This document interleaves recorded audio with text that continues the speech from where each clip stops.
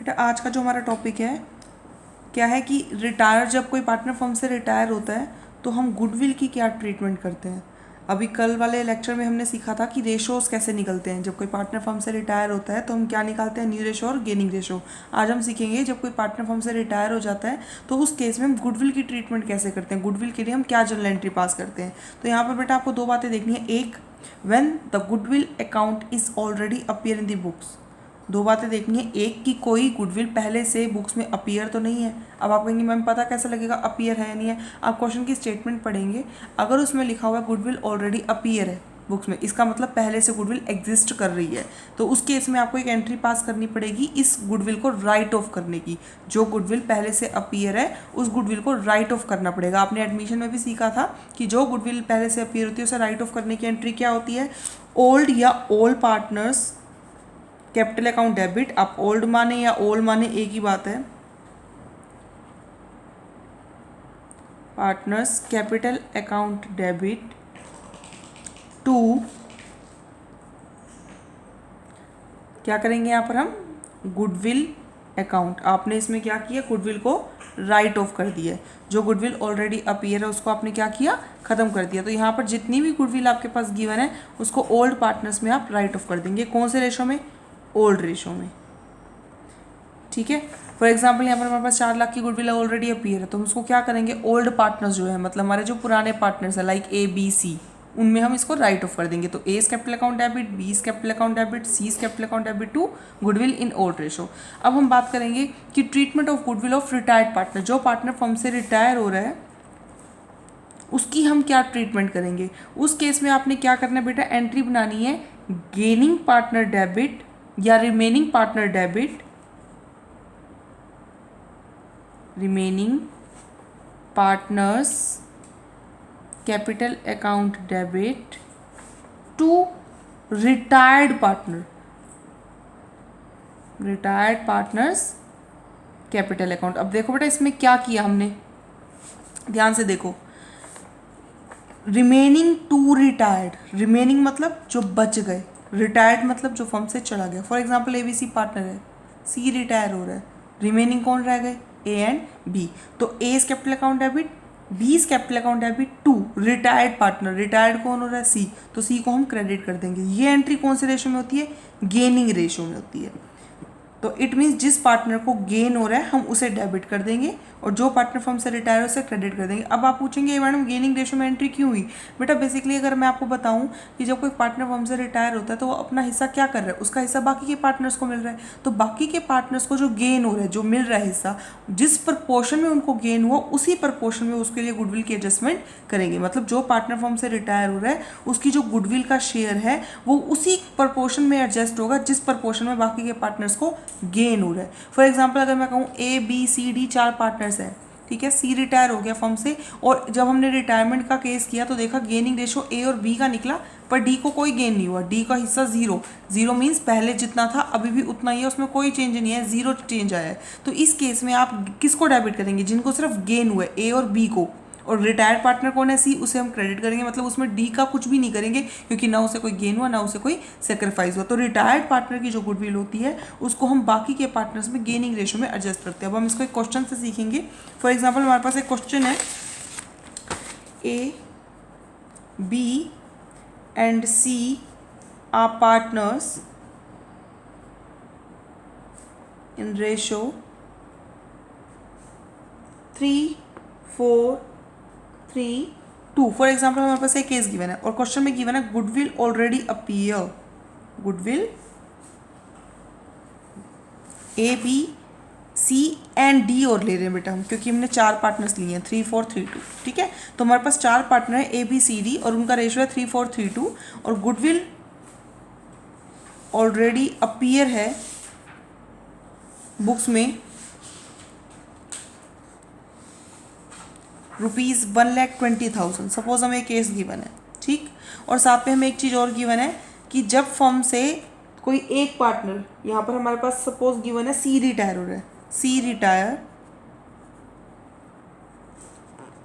And at the time of his retirement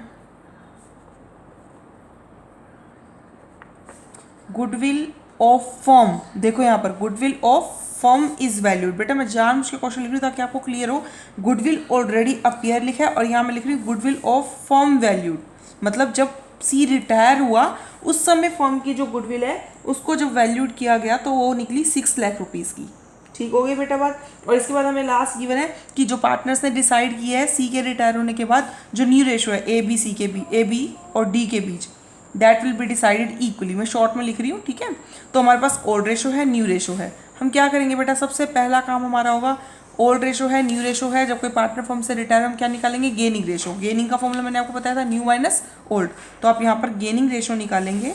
कैसे निकालेंगे, new minus old करके। तो यहाँ पर हमारे पास ए बी और डी 3 पार्टनर्स हैं सी के जाने के बाद। अब हम निकालेंगे न्यू माइनस ओल्ड। हमारे पास न्यू रेशो क्या हो गया, 1:1:1, क्योंकि उन्होंने कहा था ए बी डी ने कि हमारा न्यू रेशो इक्वल रहेगा। तो न्यू रेशो कितना है, 1/3 1/3 1/3। और यहाँ पर हमारे पास ओल्ड रेशो कितना है, 3/12 4/12 और डी का है 2/12। इट मीन्स हमारे पास यहाँ पर आ गया 1/12, यहाँ पर आ गया 0 और यहाँ पर आ गया 2/12। तो यहाँ पर हमारे पास बेटा देखिए एक को गेन हो रहा है, ए को, डी को और बी को कोई भी गेन नहीं, कोई सेक्रीफाइस नहीं, 0।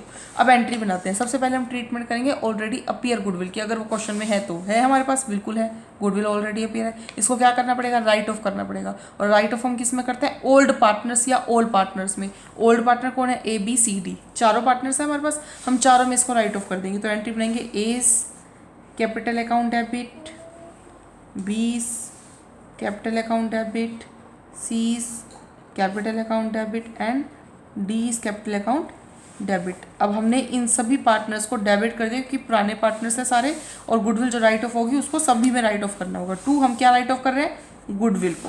तो 2 गुडविल अकाउंट, कितनी गुडविल ऑलरेडी अपीयर है, 1,20,000 की। इसको ओल्ड रेशो में डिस्ट्रीब्यूट कर देंगे। क्या रेशो हमारा, 3:4:3:2, तो ये हो जाएगा 30,000 40,000 30,000 एंड 20,000। अब हम बात करेंगे कि जो नई फर्म की गुडविल है उसकी क्या ट्रीटमेंट होगी। अब जब फर्म से सी रिटायर हुआ तो उस समय फर्म की जो गुडविल वैल्यूड की गई वो 6 लाख है। सी के जाने के समय पूरी फर्म की जो गुडविल है वो 6 लाख है। हमें किसकी गुडविल से मतलब है, हमें रिटायर्ड पार्टनर की गुडविल से मतलब है, क्योंकि हमें उसी को एडजस्ट करना होता है। जैसे हमने एडमिशन किया, उसमें जो पार्टनर फर्म में गुडविल लेकर आ रहा है हम उसकी ट्रीटमेंट करते हैं। सेम इसी तरीके से जब कोई पार्टनर फर्म से रिटायर होता है तो हम उसकी गुडविल की एडजस्टमेंट करते हैं। तो यहाँ एक बात तो क्लियर होगी, फर्म से जो पार्टनर रिटायर हो रहा है मुझे उसकी गुडविल चाहिए। अब फर्म से कौन रिटायर हो रहा है, सी, तो हम पहले सी शेयर ऑफ गुडविल निकालेंगे। अब फर्म की गुडविल हमारे पास कितनी गिवन है, 6 लाख नई फर्म की गुडविल। उसमें सी का शेयर देखेंगे, सी का शेयर कितना है, 3/12। तो सी का शेयर हमारे पास यहाँ हो जाएगा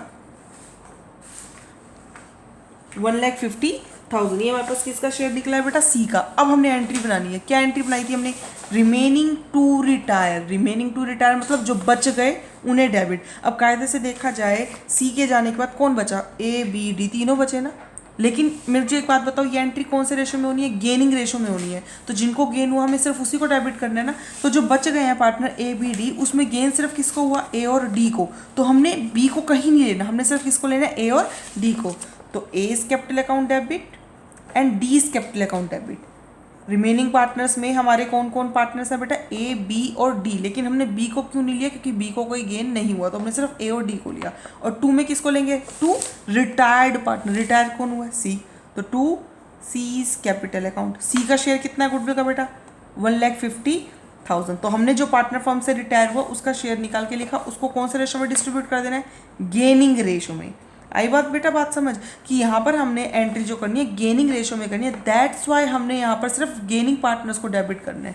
अब यहाँ पर हमारे पास जो 1,50,000 है इसको हमने गेनिंग रेशो में डिस्ट्रीब्यूट कर देना है। गेनिंग रेशो कितना है हमारा बेटा, 1/12 और 2/12। तो यहाँ पर आप इसको बांटेंगे,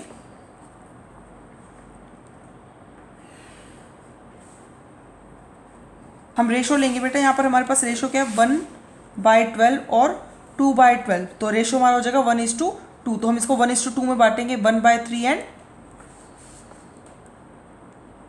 1,50,000 का 2/3। 1 लाख रुपीज़। देखिए यहाँ पर हमने क्या किया, जो गुडविल निकाली है नए रिटायर्ड पार्टनर की 1,50,000, उसको गेनिंग रेशो में बांटा है। गेनिंग रेशो हमारा कितना था, 1/12 और 2/12, इट मीन्स 1:2। तो ये हमने गेनिंग रेशो जो निकाला है उसमें इस गुडविल को बांट दी है 50,000 एंड 1 लाख रुपीज़ में। That's it. अब देखिए एंट्री अपने आप इक्वल होगी, 1,50,000 नीचे क्रेडिट हो रहे हैं और 1,50,000 हमारे डेबिट हो रहे हैं। बेसिकली रिटायर्ड पार्टनर की गुडविल को फर्म से निकालना है और उसको हमने गेनिंग रेशो में डिस्ट्रीब्यूट कर देना है। ठीक है बेटा।